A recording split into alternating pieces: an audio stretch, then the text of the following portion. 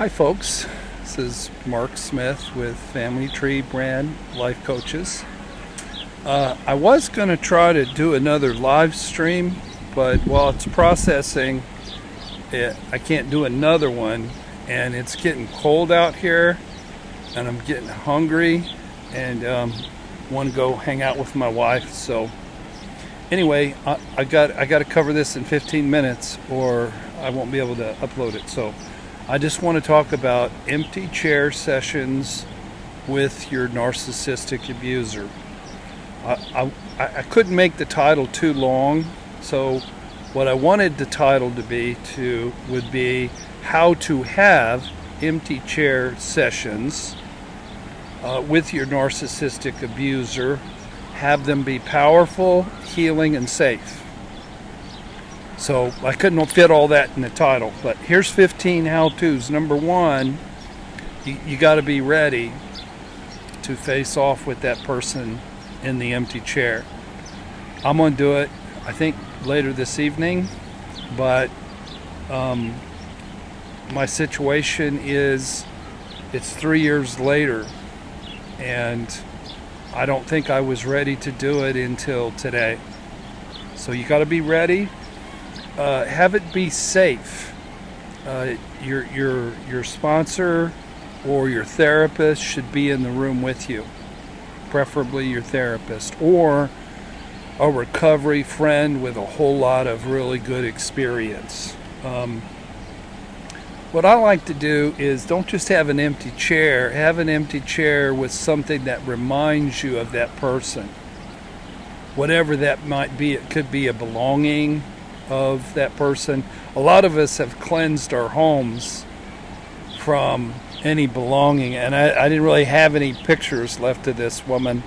I found one picture I could use, and I'm gonna put that on the little easel that is sort of my on the camera empty chair, but something that reminds you of that person.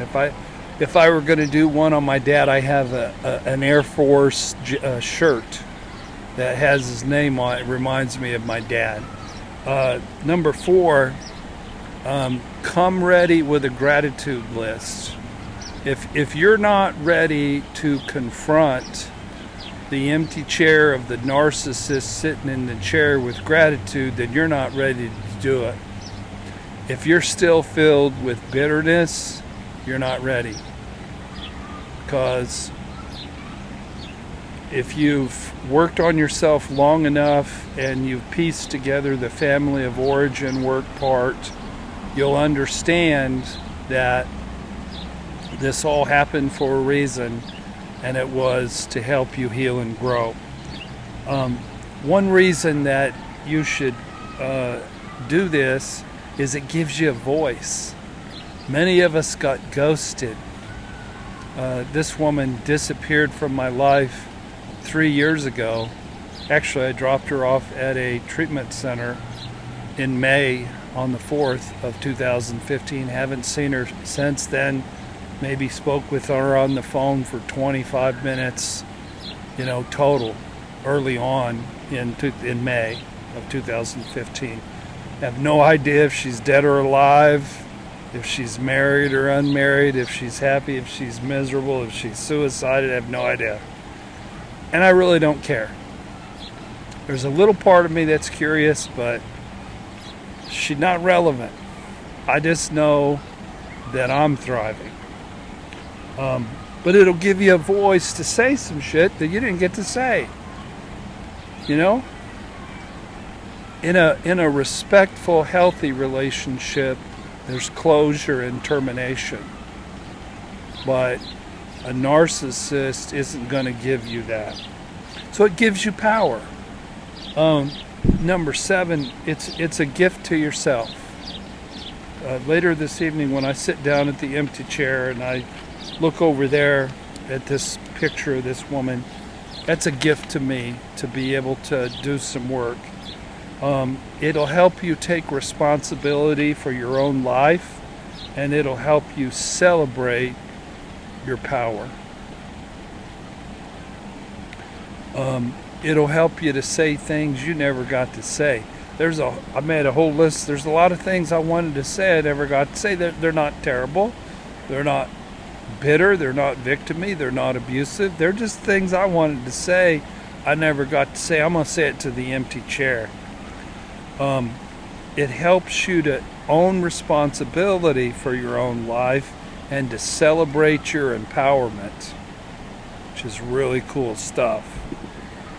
So, number 10, I said in the previous video that your unconscious knows what day it is, that your unconscious knows what day on the calendar it is, and if you have like an anniversary coming up, or you have some issues coming up related to a special, horrible, horrific nightmare date and time, you're going to be doing a lot of sadness work, anger work. Why not talk to the chair?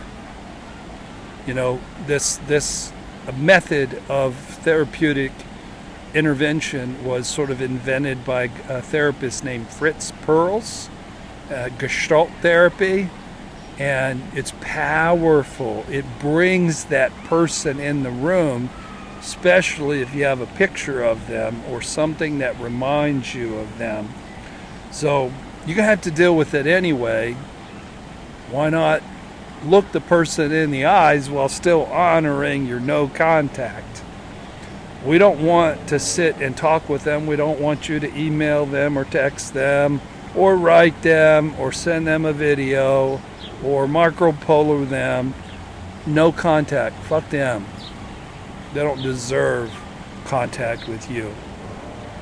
But you can take care of your business in a very powerful way in the privacy of your own therapist's office or in the privacy of your own home. So one of the things I know that I'm going to do tonight when I do my empty chair work with my narcissist is I'm going to ask some questions. I'll never get the answers. I don't want her to contact me. I don't want her to answer me. I just want to ask the questions. It allows you to really take the high road, to really take the high road and to say what needs to be said, feel what needs to be felt, cry about what needs to be cried about, non-reactively be angry about what you need to be angry about. And what it does ultimately, it'll cleanse more trauma out of your system. And we're all about cleansing more trauma and wounding out of your system. I shared in the other video, I got a massage today, and 3 years ago when Deb, my massage therapist, touched my chest, I would weep for an hour and a half. She was touching my wound.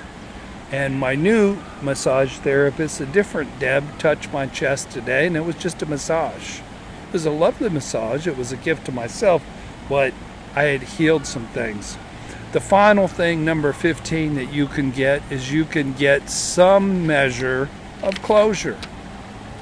I fully believe that when I sit down and have a little talk, looking at the empty chair with this person's name on it and picture on it, and I say what I need to say and I express what I need to express, I tell you what, I do believe that I'm going to get some real, genuine closure that I've never had before. So look for that video. I don't do the video so that I can mainly get therapy for me. I get a lot of therapy for me. I've come a long way. I do it because I want to show you guys how to get some really low cost therapy.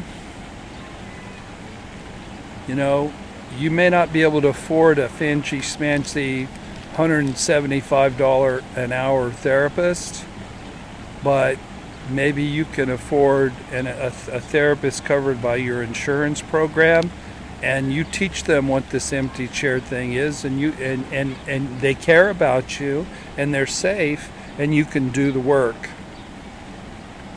So or you can have your sponsor do it, or you can have just a really wise. Some of y'all that are on watch these videos you don't have degrees in therapy, but you might as well have, because you're really wise and you're really talented. And waving at my neighbors, you're really wise, you're really talented, and you have so much wisdom and experience and knowledge around narcissistic abuse recovery. And if you get in a room with one of your friends, it'll be as good as Mark Smith being in the room with you. Y'all are brilliant. Y'all are smart. Y'all have done the work. So I got respect for y'all. That's all I had to say about how to do it. I shared earlier why you do it, and then I'm going to show you how to do it by doing it. But right now I got to go watch the NFL draft. It's 8 o'clock. I may not have time to go out with the wife. Maybe we'll stay home and have some shrimp and some chicken salad and hang out. I love you guys. This empty chair thing with your narcissist, don't do it unless you're ready. But if you're ready and you have a good therapist or a good sponsor and you're coming at it with gratitude and you have some things to say, then take care of business. Thank you for watching today. Love you guys. God bless.